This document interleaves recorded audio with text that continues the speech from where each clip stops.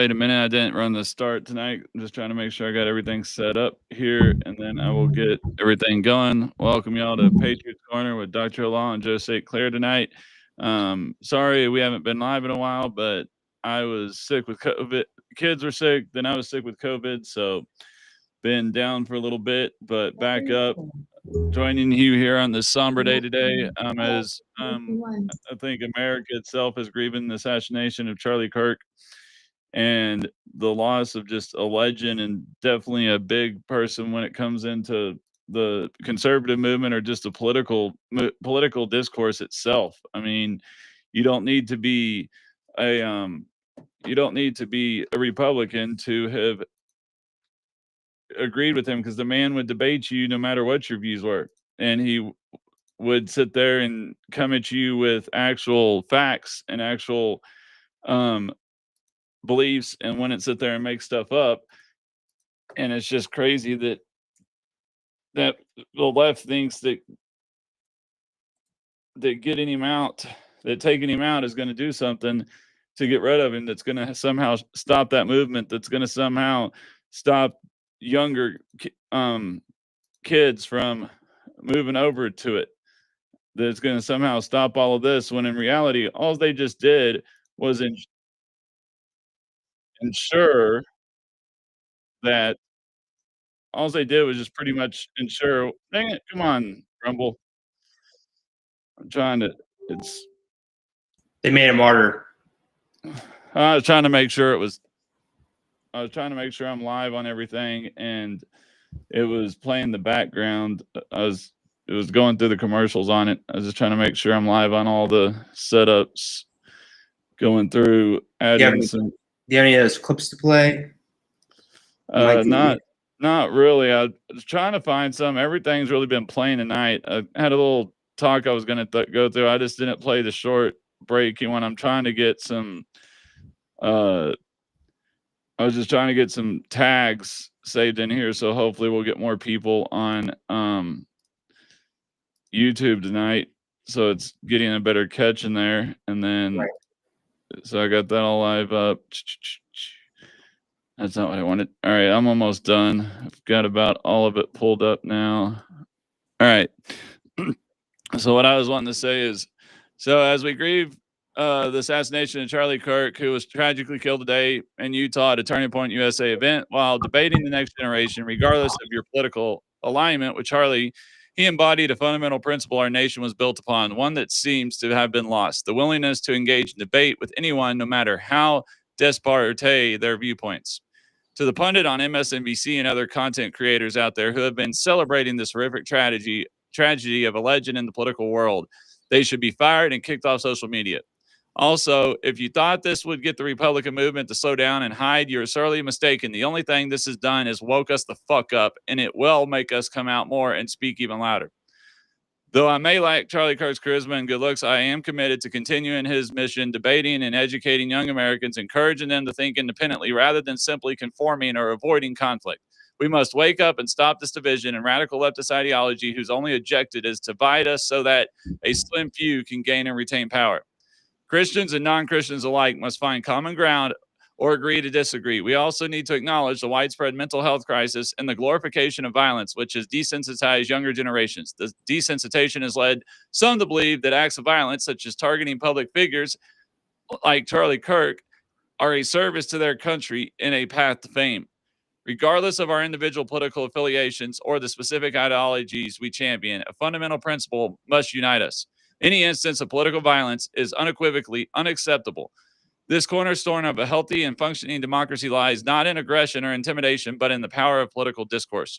It is through robust, respectful, and open debate, the exchange of ideas, the presentation of arguments, and the careful consideration of differing viewpoints that we navigate and ultimately resolve our political disagreements. This commitment to discourse over violence is essential for maintaining social cohesion, fostering understanding, and ensuring the peaceful progression of democracy. It's what our country was founded on. I mean, you go back to, I was reading today, you literally go back to when they're at the Constitutional Convention, when they were arguing, when you had the Federalists arguing for the Constitution, you had the non-Federalists arguing to keep the Articles of Confederation. And if you look at the words and rhetoric they were throwing around, it didn't turn them into a civil war. Now, obviously, later on, when we got close during the Civil War itself, yes, there were one group of people up in the North that were interpreting the wording of the Constitution one way to outlaw slavery, while the Southern states also used that same interpretation of the wording of the Constitution for them to be able to succeed from the Union based on their reading of the Constitution. But that is the only time and that was at the beginning of our country. But ever since then, we have never had anything go that far. And I think it feels like this is the closest we have been to that possibility, that most of these leftists who don't even understand what a freaking civil war is, they think of it's Call of Duty or something, don't even want a civil war, and they're the ones out here thinking, oh, we're just going to scare the Republicans back into their little holes, and we'll scare all of the young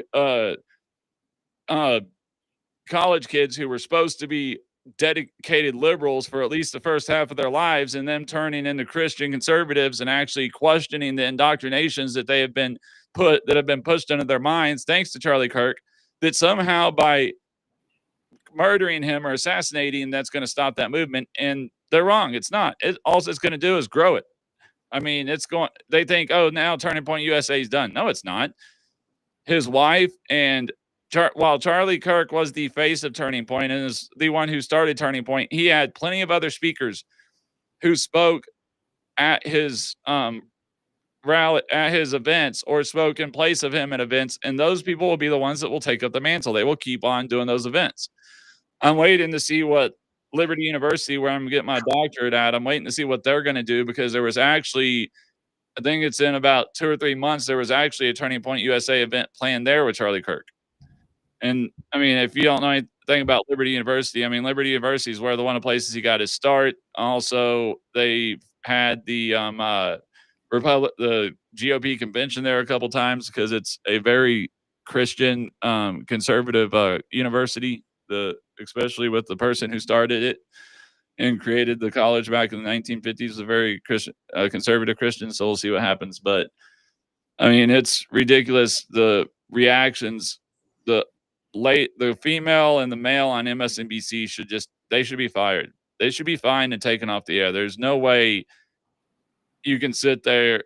And I mean, yes, while at the time this was out, half of the words where he was in critical condition, the other half was that he was passed away, and obviously they were probably trying to save him. And I think one of the things might have been is the fact that they wanted to make sure that they could get local police out to his parents and his family to notify them before they put it out in the media. And then they let President Trump be the one who actually initially put out the announcement of it. Yeah, it's very, very sad. I think it's going to have whatever the shooter hoped to accomplish. It's going to have the opposite effect. It doesn't scare. I didn't agree with Charlie Kirk on everything. I'm a Christian, but I do not necessarily think everyone has to be a Christian. I don't think that everyone has to be a man, woman, daughter, son, nuclear family setup. But I think you're right. I think that this is going to have the opposite effect. The more you try to silence, the more you try to whack a mole, the more moles come up. And it says a lot about the differences between the political aisles, because right now you see a lot of posturing for people on the left who are turning this into a gun violence issue. And I don't think Charlie Kirk, if he was alive today, I don't think he would say that he wants guns to be outlawed still. And I don't. And nothing he said warrants what occurred to him today. No, it didn't. It's an implosion. It's an implosion. Like the more they do, the more acts they commit in this manner, the less they're going to win centrists.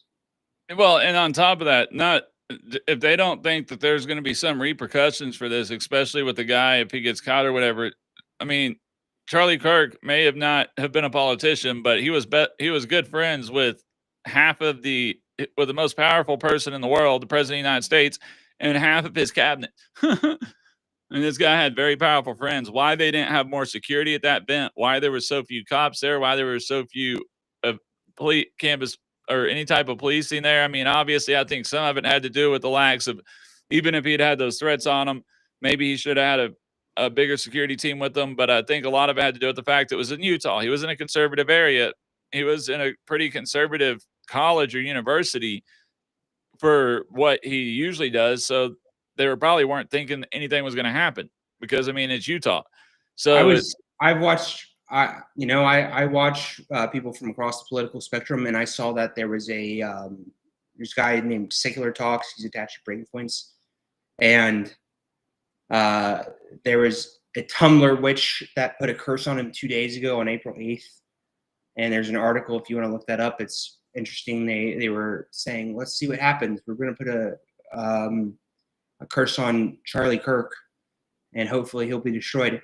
And then 2 days later, and then I've also seen, if you go on Joe Rogan's Twitter, they've already identified that people on Twitter 2 days ago were saying, wait and watch what happens to Charlie Kirk. It's pretty crazy stuff. Yeah, so, I don't know if I believe in any of that, but about the witch thing or anything, but I do know, I mean, obviously Charlie Kirk knew there was threats on his life, and he said he doesn't care. He wasn't going to stop doing it. He wasn't going to let it stop him, that he wasn't going to let it take him inside, because, I mean, obviously he used to these events inside, but the problem is he got to the point to where none of the universities had large enough indoor arenas to really, unless he could rent out the whole basketball arena, which usually he didn't have the money to do that or want to spend that type of money, is he didn't have, if he went to like just the arts hall or one of the band hall or the concert hall or whatever, there wasn't enough seating in there to fill the amount of people that were showing up. So really the only way for him to do it was from outside. That was the only way to be able to fill enough people. And it's just like, you know what, if you didn't agree with him or you didn't like what he said, then come down there and talk to him, because he let anybody debate him. It's not like he was only poised to let other conservatives or other Republicans or other libertarians or people that are more leaning his way to debate. He would debate the most furthest left, Marxist, progressive liberals out there. Yeah. And the thing is, he would destroy them with facts. And a lot of people, it's funny, a lot of kids would be like, why are you sitting here debating college kids whenever? He's like, I don't even have a college degree. Now, obviously, he did go to college. He felt that when he was at, I guess, whatever university he was going to, he felt like he wasn't really learning anything, that he was just being indoctrinated with liberal leftist ideology, and decided that he wanted to leave that college and start really pushing the turning point start doing the turning point stuff and everything, and going out there and talking about it. So it wasn't that he was uneducated. He just didn't finish his degree. I don't know how many college credit hours he had, but he decided he didn't need it, and obviously didn't, because, I mean, the man was a multimillionaire, nationwide company with chapters all over the United States and possibly even in some foreign countries. I mean, he had all of Fox News knew him. He knew a good majority of all the Republican congressmen and senators and the president, the vice president. I mean, all of them. Yeah, I just looked at that. He went to Harper. He attended Harper College near Chicago, Illinois. So, yeah, it's just, I think going forward, I think we can see like the implications of what's happened. I don't know how much you've been on TikTok, Dr. Hill, but I've been seeing people celebrate on TikTok. I saw people laughing, saying, "Oh, he got what he deserved." Like somehow that being pro Second Amendment means that somehow you deserve to die. And do I deserve to die? Do you deserve to die? No, I don't think so. But if somebody wants to kill us for our views, then feel free to try, I suppose. Yeah. No, I did a video earlier where I was sitting there saying that the MSNBC lady literally said that, it was a conservative with a gun celebrating their free right to campus carry and accidentally shot him. And it's just like, are you really, do you think people are that ignorant? You need to be fired for even saying that. It's like, Okay, any Second Amendment gun person wouldn't be stupid enough to pull out a weapon at an event with people around. They wouldn't be celebrating with their weapon. It would be concealed and it wouldn't leave unless they saw somebody pull a gun to shoot somebody.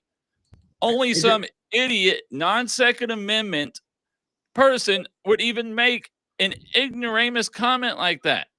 Just goes to show you like how disconnected from reality they actually are. And do you know who Parker is on TikTok? Are you familiar with that kid? No, I don't. I really don't pay attention to the. He's debated Charlie Kirk. He was at the event, and I'll give kudos to those guys because at least they're denouncing the political violence. But at the same time, it's like, oh, we need to. This is a time where we look at gun rights and focus in on gun. It's like we need to ban guns because if we don't ban guns, you guys are going to shoot us. Is that the message? Go to mommy.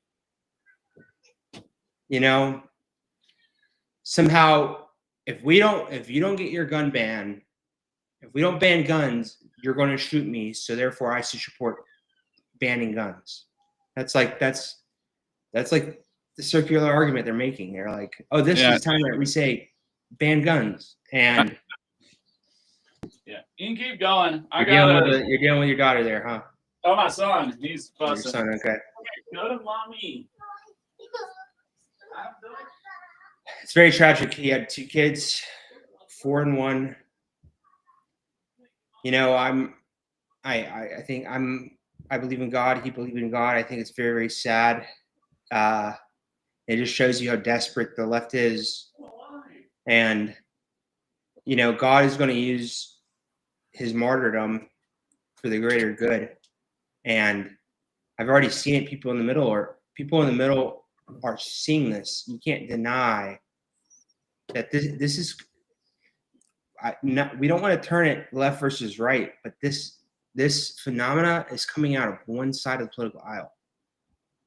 Yeah, I mean, it's not the Republicans or President Trump that you see say go out there and politically attack the right. It's, I mean, the left or leftist politicians.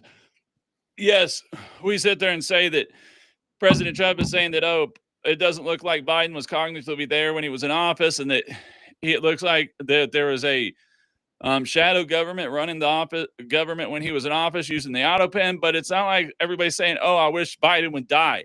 You didn't see Republicans when Biden was diagnosed with cancer saying, oh, it's great. Good he has cancer. Maybe he'll be dead tomorrow. You know, and I was in the military in 2011 when they got bin Laden, and I can remember watching YouTube videos of people at colleges celebrating, and I was like, these people are monsters. Like, we don't celebrate when our enemies die. It's a moment of like, okay, we got him. Yeah, we're not going to celebrate somebody's death. Like, it's not tit for tat. Like, that's toddler level thinking. That's toddler level cognition. An eye for an eye makes the whole world blind. And it's baffling and it's concerning, and I'm honestly terrified because fortunately a lot of young people seem like they're leaning right and they're being woken up, but for as many that there are, there's half of them are in this state of mind. It's like, how do they break out of that? And I'm hoping, like, you know, as the middle class starts to be built back up with tariffs, and as we start, you know, regaining our footing on the world stage and preventing overextension, I think that the improvement of quality of life will hopefully get them out of this dark place that they're in. Yeah, we'll have to see. But I mean, it's the only thing is while it may seem like there's more of these socialist, leftist, progressive, it's not necessarily there's more of them. It's just the fact that they control the majority of the mainstream media and a lot of the content out there. And I mean, before X got bought out, before Twitter got bought out and turned into X, they had control of pretty much all of social media too. And now, thanks to Elon Musk, X is not near as censored, and gets more people's views out there, and also to the fact that you have the problem with finally Facebook had to turn around and stop censoring as much stuff. But another problem is, and I was reading about this. It was in a article that I was reading on for my doctoral work and stuff, and it was talking about the problem with social media is the fact that it silos the information. So while yes, social media and the internet has given people a more access to instant information and to all this, to breaking news and constant news, is the problem is the majority of if someone believes a certain way, they're only gonna see posts or views that align with their views, that pushes agendas or rhetoric that makes them feel comfortable or makes them feel like they're right, or that, oh, they knew that was happening. So they see, whether it's truth, fact, or fiction, but it's within their beliefs, they see that. And it's the same for both sides, left and right. I mean, Yeah. I'm the only reason I don't, if maybe once I actually become a big enough content creator, I'll actually start seeing what's his name that you were mentioning earlier, and then the other guy that I guess was on in the Biden or worked at the White House or whatever, and the political side or whatever, and was on the news for a while, and now he's a content creator. And I think I saw one of his posts on X finally on X the other day. One of his posts came across my feed, but I've never had any of his videos come across my feed. I've always seen older millennial and stuff doing duets or whatever on his videos that come out and stuff. Not Parker, but I can't think of the other guy's name. And yeah, I think it was Parker was the one that I think was running like trying to run like the anti-type Charlie Kirk thing. I mean, was like anti-turning point or something that was like trying to counteract all the Turning Point USA events, but he could never get more than like 20 people or something. I mean, it was just ridiculous. And it's to show you that if it was, because that just shows you that these people were actually, even though he was coming out there to offer the opposite side from Charlie, people were still going to Charlie's and not his, because they wanted to be able to debate him, not be in an echo chamber with somebody else on their policy.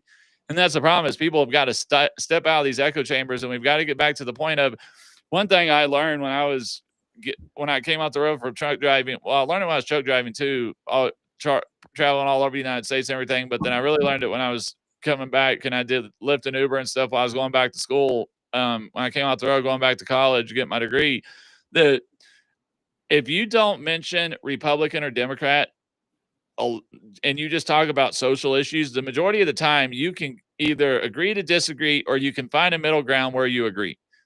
And we've lost that now because the party, because if you look back at the Federalist Papers, I think it's 51, and I forgot the other number, they talk about the threat of a national party. And that's the problem is the Democrat and the Republican Party have now become a national party. It was supposed to be individual state parties, not a national party. And because with the individual state parties, you don't get the tribalism you do with the national parties, because then those national parties literally become like corporations, and they want to maintain power and control power.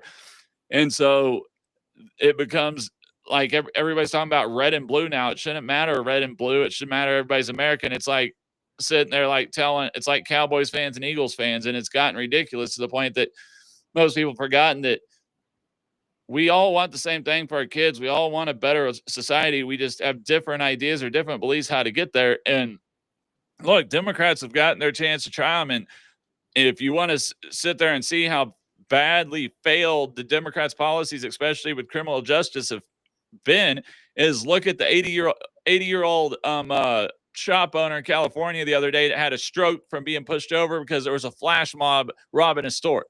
Or look at the girl, or look at Skutska, or whatever, the Ukrainian girl that was in North Carolina about a month ago, who was literally stabbed while she was just sitting there on her way home from work watching the thing. And the guy that stabbed her shouldn't even been out. He should have been in a prison or an insane asylum. Well, I mean, also Dallas. I mean, the Dallas county prison is like 99.98% at capacity. I don't know if you've heard about that. They don't have enough beds to house people, and that's completely Democrat owned and controlled. So they say they want justice reform, but then they take money from the prison industrial complex. And obviously, like, we don't want human beings sitting away, wasting away, like locked up in a cage. We want productive members of society. But, you know, there's the entire problem with we have to be pro-human.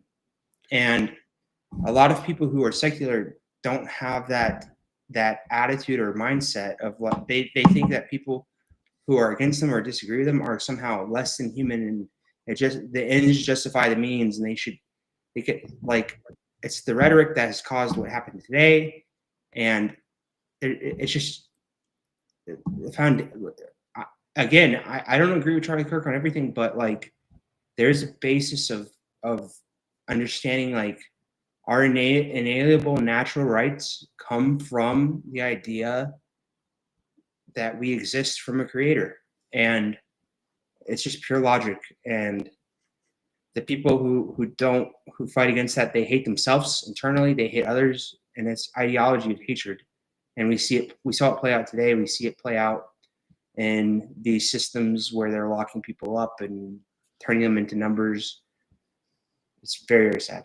Yeah, and then they pretend like they're so accepting and open, but in reality, they're only accepting and open to people who believe in them. Where Republicans, that's the thing about Republicans, we don't have to agree all across the spectrum, because if you actually, and that's another thing I was looking at politically, if you look conservative, the conservative bloc goes between the Quakers and the back settlers. If you go all the way back to the founding of our country, the conservative side of the party goes from the Quakers to all the way to the back settlers.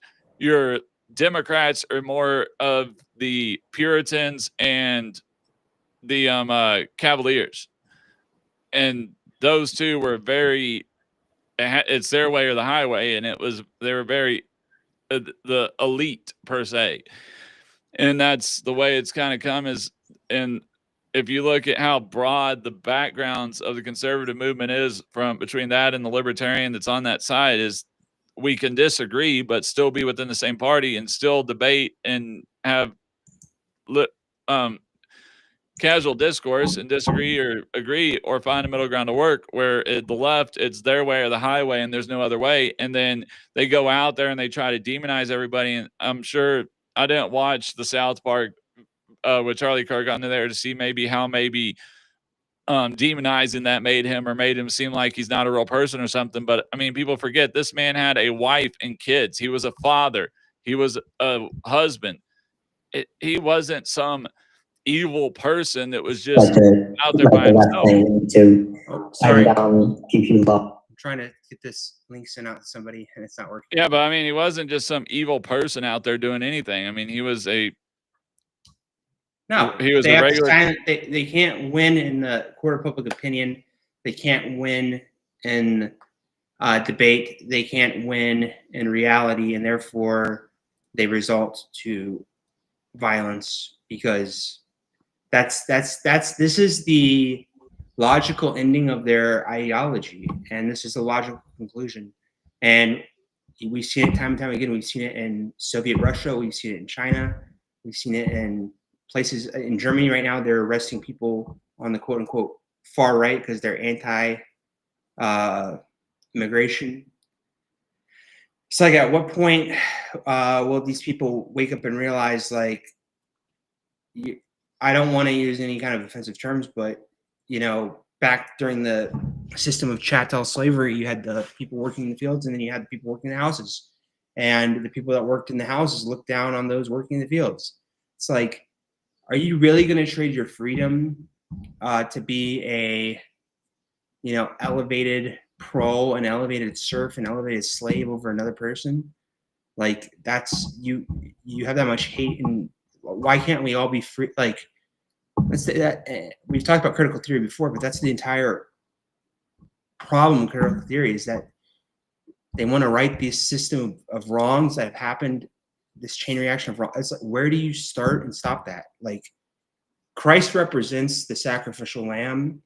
You know, he died for all sins, and the slate is cleared. I don't need to be bending over backwards for mistakes I've made, and neither do you, and neither does anybody else. And that's how we move towards a better world. Not to get overly religious, but I think that is a tie-in. And I got you. I was trying to see if I could find a good quote right now. I'm reading. I was reading The Great Debate of 1787, and now it's the Unionist paradigm. It's the debate and discussion over during the Continental Congress. It's kind of another outside of the Federalist Papers. It's a debate that went on that was talking about Publius, which was the Federalist Papers signed by John Jay, Alexander Hamilton, Thomas Jefferson. They signed his Publius on it, and then this is from kind of a combination of talking about that and the anti-federalists who were against the going to the Constitution and staying with the Articles of Confederation. But the only problem was they were finding out the Articles of Confederation were too weak. This is extremely sad. They were just too weak, and they couldn't get anything done with it. Yeah, and I know that the Articles of Confederation were actually based on the system created by the Iroquois. I don't know if you're familiar with that. It actually also had to do with the Articles of Confederation. The person that wrote them wasn't even really a political scientist, and it was based off of, I can't remember, it was a certain state's constitution. And because instead of being a bicameral Congress during the Articles of Confederation, they had a unicameral Congress, meaning one house. And Right. the house was, you had the states chose delegates to serve for up to 3 years, but they could call back those delegates at any time and send new delegates if the delegates weren't voting in the way that states wanted. And so that's when it was always in deadlock, because just one state had to not vote, nothing could pass. And so that was the whole point.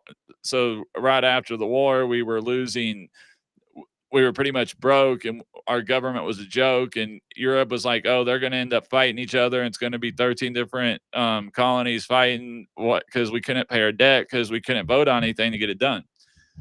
And that's where obviously the anti-federalists wanted to keep they still wanted to make changes, because originally when the anti-federalists voted to call the Philadelphia Convention or Continental Congresses, they wanted to make amendments to the Articles of Confederation. They didn't want to literally just throw them out and totally replace them. I mean, obviously there's a couple, if you read through the Articles of Confederation, there is a couple of the articles within the Articles of Confederation that are almost worded exactly like the first 10 amendments in the Constitution, but only a couple of the words are very similar, and then a couple of the ones they just totally redid, threw away, and all that. But I mean, because it says both Federalists and Anti-Federalists spoke the language of this paradigm, though in its categories affirmed the values that it recognized and investigated the questions that it prompted. It says, like other such paradigms, it does not reflect simply one idea, but many ideas mutually interrelated, to be sure, yet nevertheless distinct. I mean, so like I was talking about earlier, as people understand, is that's literally what our country was founded on, was founded on division and debate and discourse. It wasn't founded on just everybody believing the same. It was founded on a two-party system. It was founded on whatever, but it was actually, a lot of people argue, it was actually set up to where the minority could have power and the minority's vote would actually count. That was the whole point of the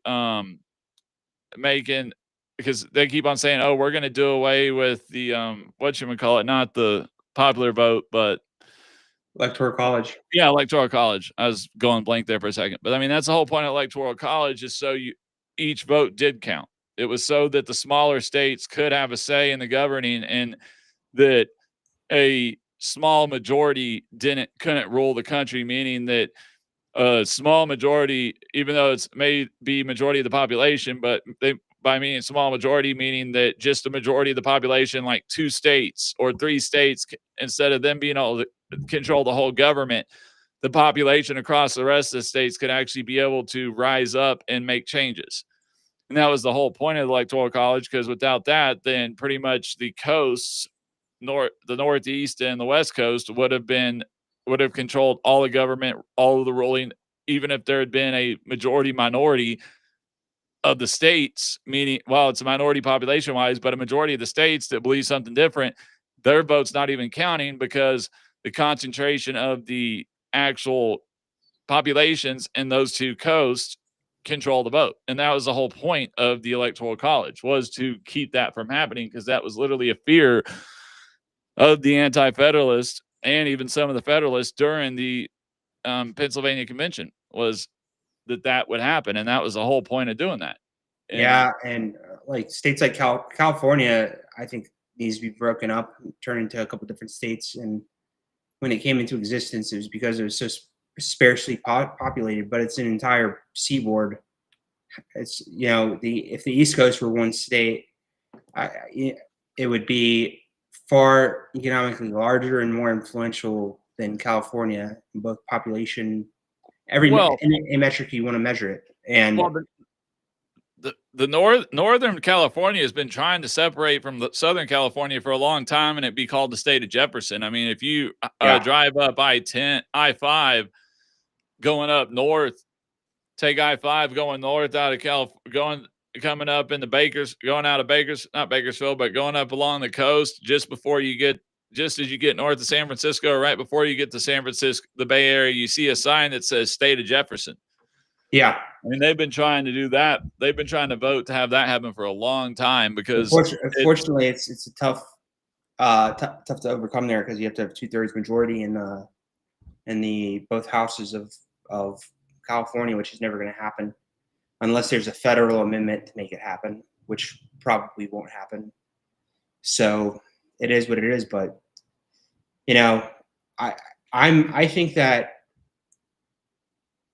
you know, I think California is going to go right in the next few years, because it's just, there's a breaking point, and it seems like it's being reached under Gavin Newsom, with homelessness, with crime, with people unable to live their lives. I don't know. Do you follow that guy? His name is Scott something. He had his house burned down in the fire out in Southern California. You know what I'm talking about? Where Gavin Newsom embezzled the funds for those fires. Really sad stuff. Yeah, no, I haven't heard about that, but I mean, yeah, it's funny that all these people, all the left people, are going, oh, there's polls that are saying Gavin Newsom is, if the election was happening right now, he would win the 2028 election, and that, oh, there's Gavin Newsom's claiming that all these MAGA people are calling him, saying that they would vote for him and they regret their vote for Trump. But I'm like, no, that's his media personnel trying to get maybe 2 or 3 to say that, and then saying, oh, that's everybody saying that. And 2, these same pollsters that are saying that, oh, he would beat Trump right now if there was an election, are the same pollsters that said Harris was going to beat Trump. They're the same pollsters that said Hillary Clinton was going to beat Trump. So I wouldn't say that I would trust them, because a lot of these old pollsters, they're still set in their old ways, where they don't want to do internet polls. They only want to do phone polls by calling people, and the majority of people these days don't even answer their phones. So if they're not getting a true, and then they're using a really small group of people to then use a regression calculation to get the average of it. And it's been proven over the last 2 elections that those regression calculations, while the science says, oh, it should be within 3 to 4 points, they're nowhere near within that, because of the fact that they're not getting the large enough group of people from both sides. And it's kind of funny that the bigger polls, especially on like the presidential election, that have been doing like 2,000-3,000 people in every state from multiple sides and doing it through emails and internet, have actually been more accurate than the old-fashioned polls like Pew Research poll and stuff like that still do phone calls. Right. Yeah, I think that's a huge problem too. And Do you know what the Oracle of Delphi was? Are you familiar with that concept? I think so. Yeah, In ancient Greece, the different city states and monarchs would visit the Oracle of Delphi in Thebes, and she would give a prediction of their failure or success. And oftentimes, what would happen is that if she predicted a king's failure, he would fail, and if she predicted success, he would succeed. So it's almost like if you enter a battle thinking that you've lost, what's going to happen? You're going to lose. If you enter a battle thinking you're going to win, they do the same thing with this is basic, behavioral manipulation. They do they're trying to get people to not go out and vote. They're trying to make it in their minds that, hey, you're not going to win anyway, so don't go out and vote. That's the whole point of it. They're trying to suppress the vote. They say that it's the Republicans trying to suppress the vote, but they're being more creative and they're trying to suppress the vote through the using polls that are saying that they're going to lose, when in reality, if you actually go back and look at it, I've read a lot of different studies lately over the last couple semesters that actually prove that these ID laws have not had these effects that the left claims it's going to have.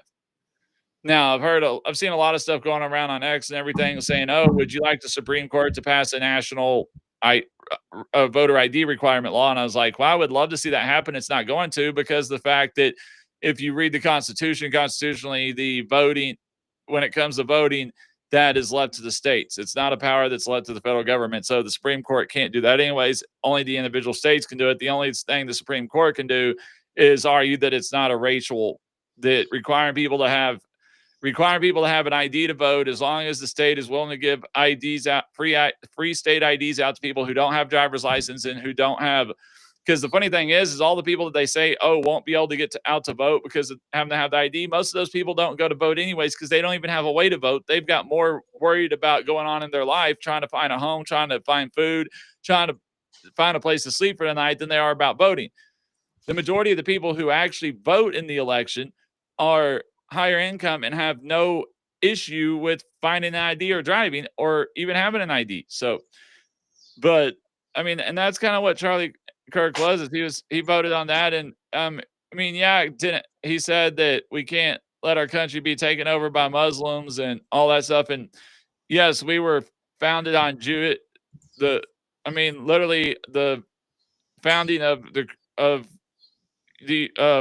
America was Jewish. They say Judeo-Christian values because it was Jewish and Christian. I mean, it had a lot of the laws and rules and a lot of the formation of the way the country was set up was off the Jewish faith and the Christian faith. So there's no way to deny that. But you've got this thing like luckily we have a law in the state of Texas that makes Sharia law legal and everything. But like there's this videos of this Muslim preacher or something going around to these stores down in Houston and stuff saying that if they don't stop carrying pork or selling alcohol, that they're going to protest and cost them business and get them shut down. And it's like, this is the problem with when you just let people massively flow into your country without any type of assimilation. Okay, you can, if you want to we're not saying you can't be a Muslim or you can't practice Islam, but not that old, not the radical old Islam that you think you're going to come over here and change our country to literally fit the way of the country that you just left. If you wanted Sharia law and you wanted no pork and you wanted no alcohol and you wanted women covering their faces and stuff, you should have stayed in your country. Right. I agree. Where they already do that. You didn't need to come to America and then now trying to force us to do it. I mean, that's ridiculous. That's the whole, and it's unconstitutional anyways, because that's the whole point thing about America is you're free to practice your own religion as long as you don't try to infringe on other people's rights. And trying to force people to sell halal meat or force people to do any of that, you are literally doing exactly what the Constitution says you're not supposed to. And I think another thing they were getting mad at is because Charlie Kirk was getting a lot of people to look at the Christian faith. He was getting a lot of people to think about families and think about having kids because that's what he was really big on. And as he said, the American way. And obviously he was real big on making sure that they weren't forcing transgender ideology and critical race theory on our children in school. I mean, yeah, and there's the Streisand effect, and the more you try to smash something out, the louder people hear it, right? So, I mean, they literally killed him because he was too good of a debater. I heard older millennial saying that earlier on his live. Is he's like, pretty much they killed him because he debated too good, because he actually had logical debates that actually flip people over. I mean, if you actually go back and look, the video is horrific. If you actually go back and look at 2016, one of the reasons, he's one of the main reasons President Trump won 2016 and 2024. I mean, he had a major, he was a major force when it came to activating and bringing out the young vote over to the conservative side, especially that, but getting them out. I mean, he was, his big start was in 2012. He was like 18 or 19 when he was one of the big pushers of the Tea Party movement.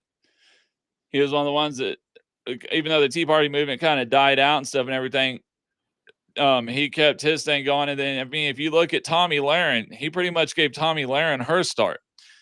There was another kid today that they were interviewing on Fox News today that literally he started his own podcast 11 years old, and he interviewed Charlie Kirk at 11, and Charlie Kirk's one of the reasons he made it.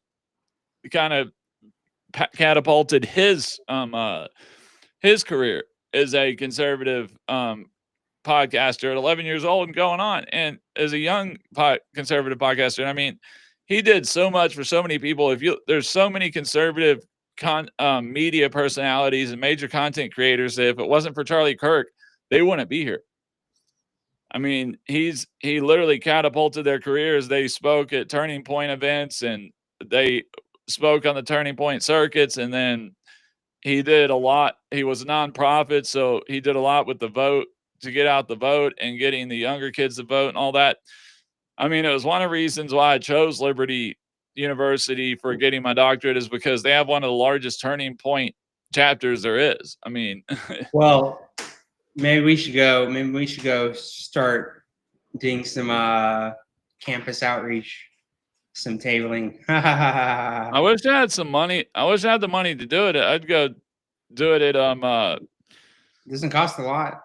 Oh no, well, I don't have the money to spend right now with 3 kids. Plus, with the way I did the doctoral, with doing my executive certificate first and then doing my doctoral degree, I found out that they gave me all the easy classes for my executive certificate, because now, like my constitutional class this week, I've got to research 10 journal articles on constitutional law dealing with what I'm going to write my thesis over.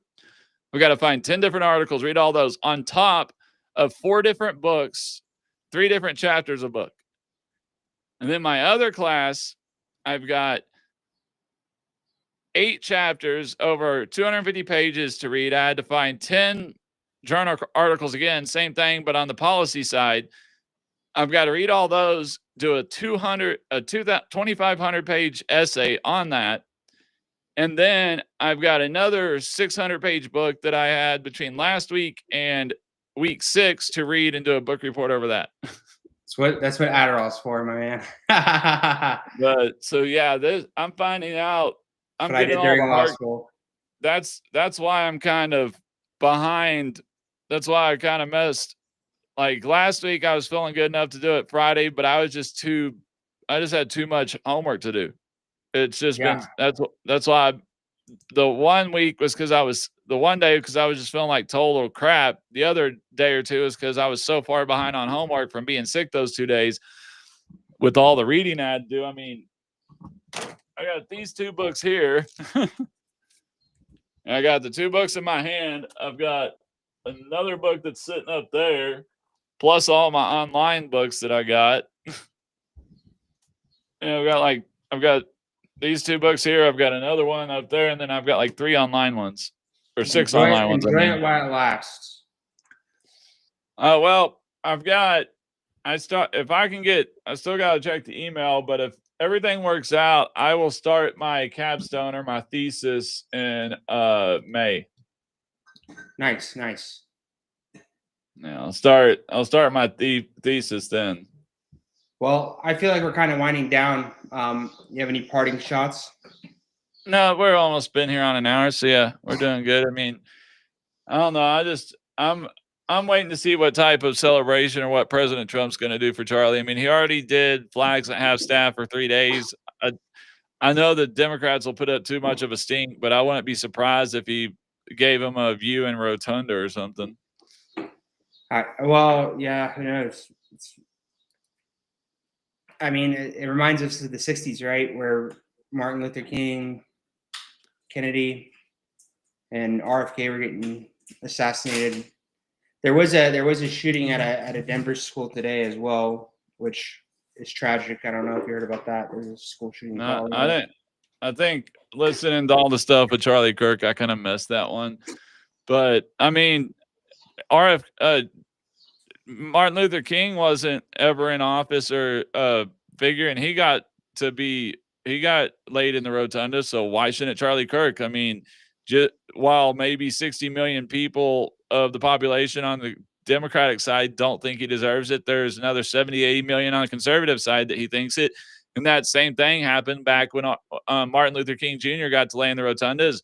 There was a good portion of the population in America who didn't think he deserved that type to be elevated to that level, but they're going to look back on this. They're going to look back on this period in 40 years like it's a neo civil rights period, because that's exactly what's happening. Yep. It's crazy to be alive during this time. Hopefully it stops. I don't think it's going to. I think it's going to get. I don't. The funny thing is, on the left, they all go, "Oh, the right are going to react violently." And I'm like, no, you guys are insane. Like, anything they do it's always, oh, the right's going to do that. But really, all the hatred and self-loathing and gun violence, political spheres coming from that side of the aisle. Yeah, I mean, they really haven't had any conservative shooters. Almost all of your mass shooters have been Democratic and Marxist viewpoints. Or insane. Yeah. I think the last time I remember there being a shooter like that was like, wasn't there like a South Carolina church shooting? They shot up a black church or something like 10 years ago. Yeah, but I don't even think that guy was a full conservative. I think he's just crazy, racist. Yeah, he was just racist and crazy. Almost all the massive shooters have had a leftist Marxist ideology. I mean, yeah, so, I mean, that's what happens when you turn people into objects. Then you don't respect life, and this is the logical outcome, unfortunately. Well, and that's like I was saying in my opening statement about the desensitization of that we need to quit worrying. We need to quit talking about gun control and because you know what? Okay, look at the thing in the train. That didn't take a gun. That was a knife, and somebody still got killed. The way that people were acting out in that train, he could have killed 2-3 other people doing that. He could have made it a mass stabbing. You don't need guns to have mass killings, and it doesn't matter. You can have all the guns in the world until somebody picks it up. The gun does nothing. So the problem is what they need is we need to admit the mental health problem that we have in our country and the issues that we have had with desensitization of our children to violence and actions that have literally made it to where, like, my 3-year-old son, my grandmother passed away this last week, and we had her funeral this last Friday, and I took my 3-year-old son up to the holding him while I went up to say goodbye to her in the casket, and he goes, "She's dead." How in the F does a 3-year-old know she's dead? Right.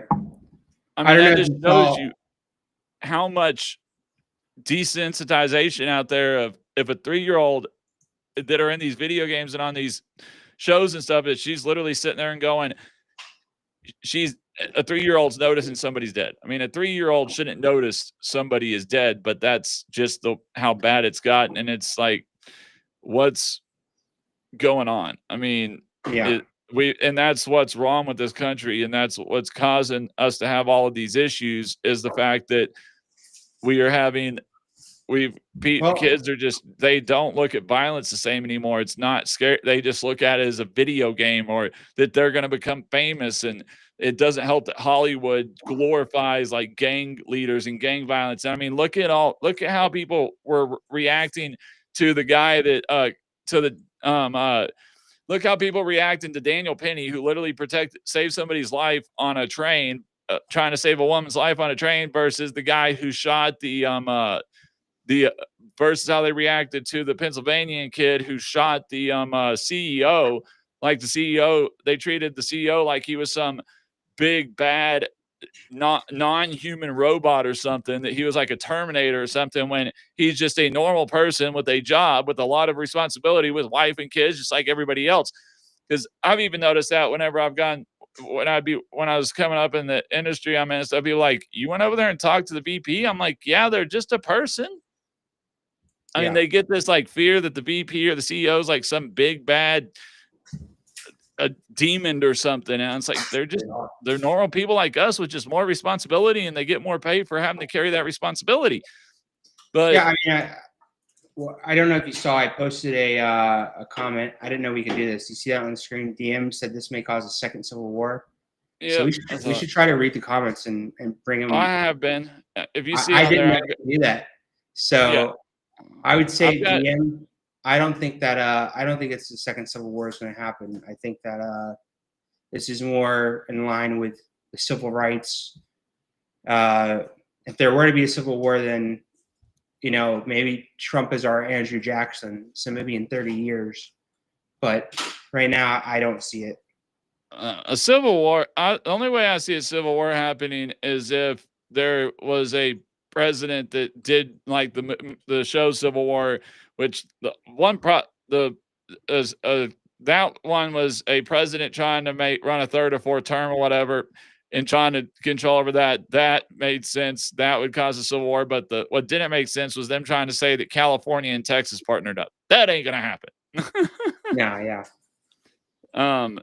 I could see maybe a couple countries in the South trying to succeed, and actually that's where I wish I had the page pulled up for it, but so I could read it out, because I can't remember all the wording. But if you actually read in the preamble of the Declaration of Independence, you could actually argue based on that reading, that if you take the reading of the preamble of the Declaration of Independence, that if you feel the government is doing a certain thing, then that is your right to fight back, to secede. Yeah. And it says to secede.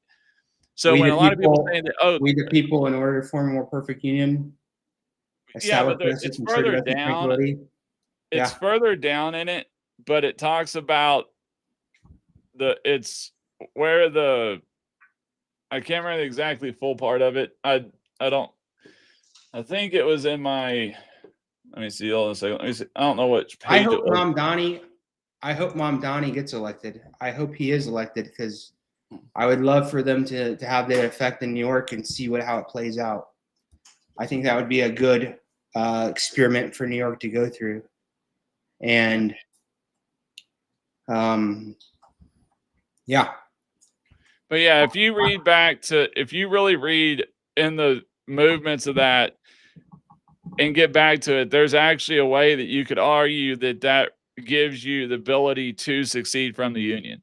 There is a section of it that you can read in there that's literally says succeed, and that's actually what started the Civil War, because if you go back, and it was debating on, that all men are created equal. Well, if you actually look back at the understanding of the terminology back then, it was not all men, it was all white men or of a certain social status or landowners. But no, that's well, if you go back to the 1776, that was codified. But if you read the pamphlets that the founding fathers, like Common Sense, wrote beforehand, they very clearly believe that all human beings were endowed with. Well, it'd be, but I'm saying is, some will argue. I'm not saying it's not, but some will argue to that point, so the all men are created equal is what Abraham Lincoln and the North used to say, okay, we should end slavery. And then there's the other part farther down the preamble that talks about a tyrannical government and have the right to succeed and establish the government from time to time or whatever as needed. That's what they took as the right to succeed from the Union.